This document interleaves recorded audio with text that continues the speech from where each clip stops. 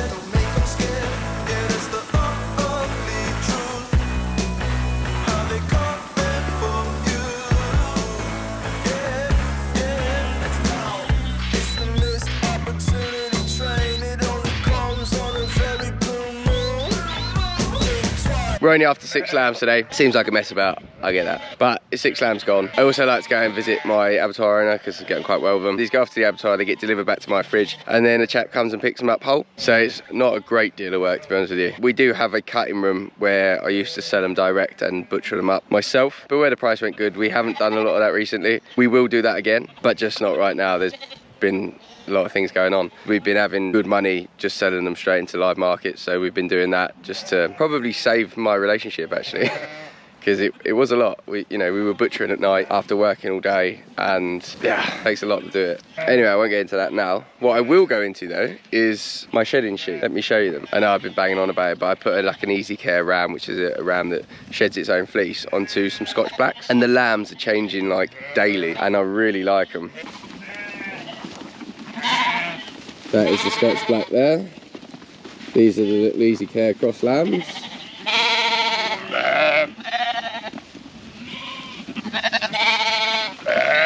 One there, that one's lame though, so we won't show that one. The one there, that one's shed completely, look. No fleece at all on that one. And that's only a first cross, so.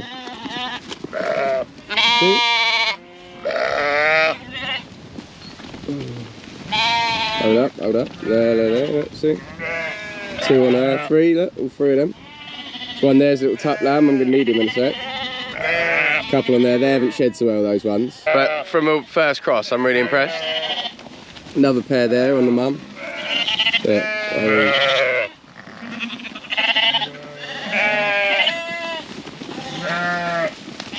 Another one there, look. Hair on her. So the idea of those is to retain the females to... Then they look like this. Yeah, look, there's one that we bought in a few years ago. She is like 9 or 10 year old though, so, and just reared a lamb.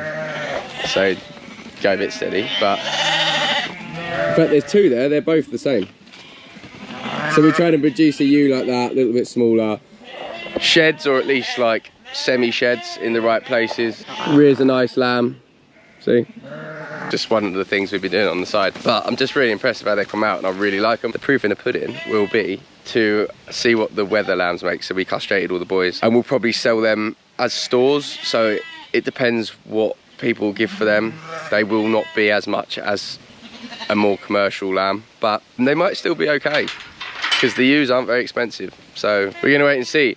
On that as well, I spoke to Ixlana at Groundswell. So Ixlana are, I don't want to say anything wrong here, but they basically got a shedding sheep. They have recorded them for years and years. So like for worm resistance, shedding abilities, maternal traits, bad feet, all that sort of stuff. And they've culled them vigorously and they've got loads and loads and loads of data behind them. And I've been looking at buying those sheep because I'm sick of wool and the amount of money we have to put into wool and the insecticides we have to put on it to stop sheep getting killed by their wool. Realistically, we bred the wool on the sheep because the wool's worth a lot of money, and now the wool's not worth a lot of money. People are starting to breed the wool back off the sheep.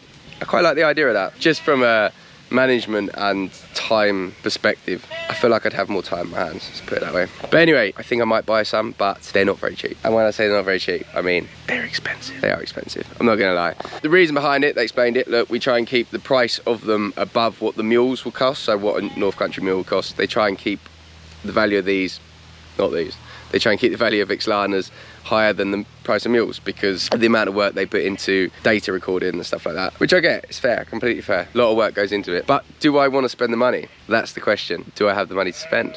That is also the question. That has been the bane of my life from start to finish with this job. And cash flow is always an issue. So come September when we want to buy some in, cash flow is always a problem. And this year I was really looking to not actually spend huge amounts of money. It's a lot of money to find. Like, it's an awful lot of money finding it. I always hate it. It always gets us unstuck. So we started retaining our own females a little bit, and I was looking at doing that a fair bit this year. Maybe not lambing so many next year and just holding a few ewe lambs to try and stop that like cash flow bottleneck that we find ourselves in every autumn. So do I want to buy some? That's the question. I don't know yet. Anywho, what I'm going to do is, so I'm after 5 big lambs and 1 small lamb. Guy wants a whole one for his barbecue. So what I'm going to do is just let these guys run back. Hopefully they're just going to shut that gate behind them down there. No? Fantastic. Bit of a YouTube faux pas, but I didn't turn my camera on. Never mind. Here they are.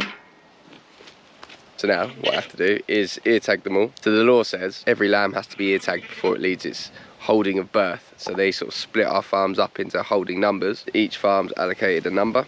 That ear tag's got that number on it. I didn't have to ear tag the lamb. It's all for disease traceability, so were there anything wrong with these lambs, they'll be able to trace it back to my holding number at my farm and hopefully quash the disease, is the theory.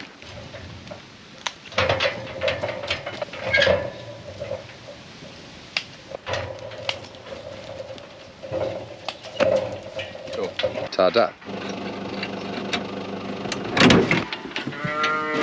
Right, we're loaded up. Ear tag done. Before I go to the abattoir, I have to fill out this form.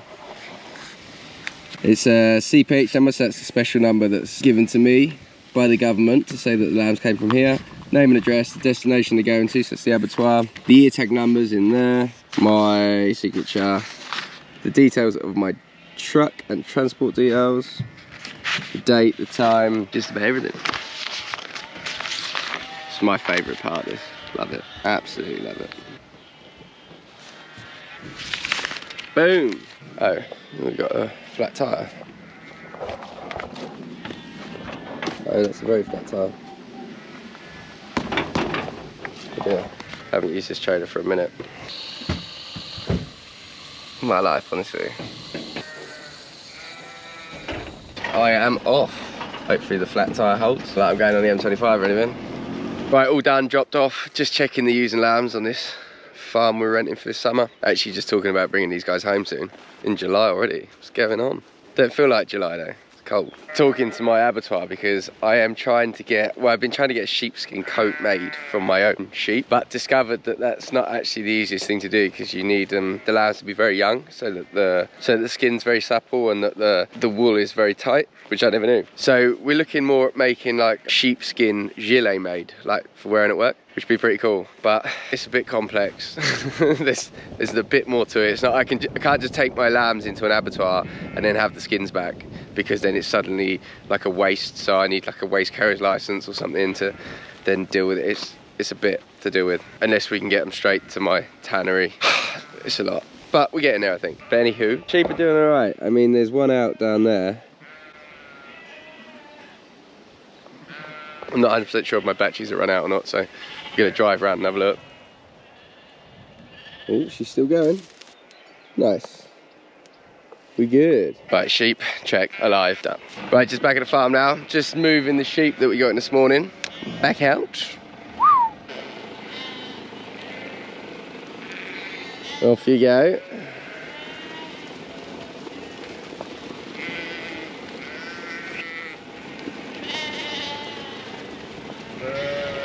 Right, so now sheep are gone. My plan is shut them out of this side of the farm up the back there, but we don't have any water up there. It's a bit of an ongoing thing here. Basically, I'm only on an annual grazing license here. I don't want to put any infrastructure into this farm because realistically, I don't know what the future is here.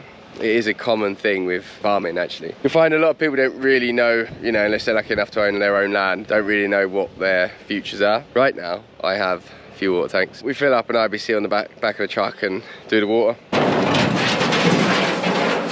And back of my truck looks like that. Don't judge. But actually, you can judge, that's fine, but just keep it to yourself. That's a horsefly. Damn you.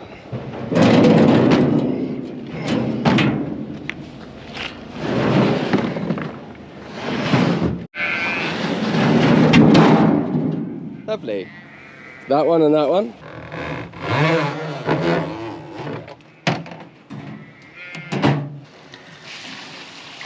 Gonna leave this one here. Thank you very much for coming. I'll see you on the next one.